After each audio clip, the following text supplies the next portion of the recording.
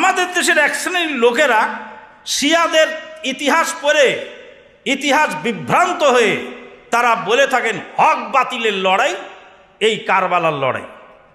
কারবালার লড়াই হক বাতিলের লড়াই ছিল না, এটা ছিল ইজতিহাদি বিষয় আর শিয়াদের প্ররোচনা এবং ধোঁকা। হক বাতিলের লড়াই ছিল না, তার প্রমাণ হলো তিনটি। কয়টি? এক নাম্বার প্রমাণ হলো ইমাম হুসাইন রাদিয়াল্লাহু তাআলা আনহু যখন যাচ্ছেন তখন সাহাবায়ে কেরামগণ তার সঙ্গে শরীক না হয়ে তাকে বাধা দিলেন। তাহলে একজন লোক হক প্রতিষ্ঠা করতে যাচ্ছেন, বাতিলকে দমন করতে যাচ্ছেন, আর সাহাবীগণ বাধা দিচ্ছেন, তো সাহাবীরা কি বাতিলের পক্ষে? নাউজুবিল্লাহ মিন যালিক। এটা হলো এক নাম্বার প্রমাণ। দুই নাম্বার প্রমাণ হলো ইমাম হুসাইন রাদিয়াল্লাহু তাআলা আনহুর সোলজারে যত লোক ছিল প্রায় 72 জন লোক, তার অধিকাংশ নারী এবং অসহায় শিশু।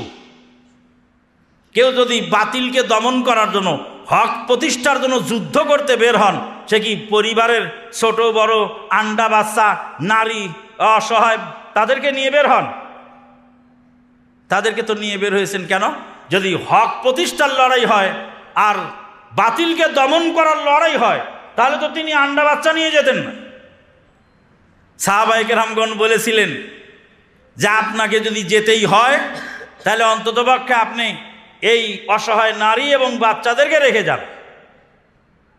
ইমাম হুসাইন রাদিয়াল্লাহু তাআলা আনহু শিয়াদের এই প্ররোচনা বুঝতে না পেরে, প্রবঞ্চনা বুঝতে না পেরে তিনি সরল মনে সেখানে রওনা দিলেন।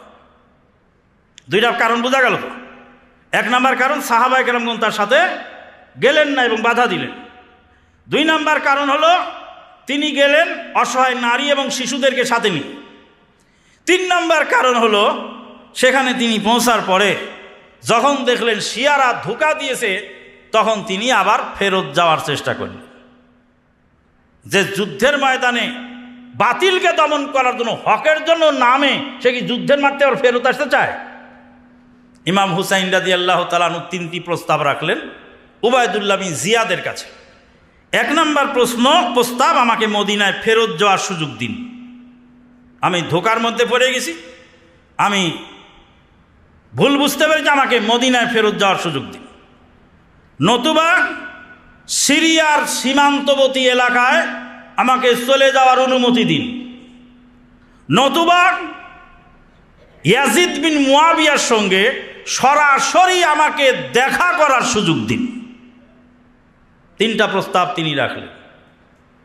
ইমাম হুসাইন রাদিয়াল্লাহু তাআলা আনহু তিনিও জানতেন যে ইয়াজিদ বিন মুয়াবিয়া তাকে যা খারাপ বলা হয় এত খারাপ তিনি না, তার সঙ্গে সরাসরি দেখা করলে অবশ্যই একটা ভালো সুরাহা পাওয়া যাবে।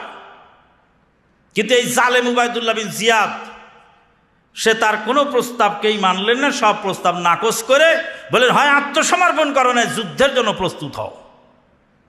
যখন ইমাম হুসাইন রাদিয়াল্লাহু তাআলা আনহুকে সপরিবারে কারবালা প্রান্তে শহীদ করা হচ্ছে তখন এই বেঈমান শিয়ারা ঘরের দরজা কপাট বন্ধ করে তারা বসে তামাশা দেখছিল, তারা একটাও সামনে আগায় আসেনি। এরা বেঈমান, এরা ইহুদিদের পোষ্যপুত্র, এরা ইহুদিদের পাঁচাটা গোলাম, এরা মুসলমান জাতির জন্য ক্যান্সার।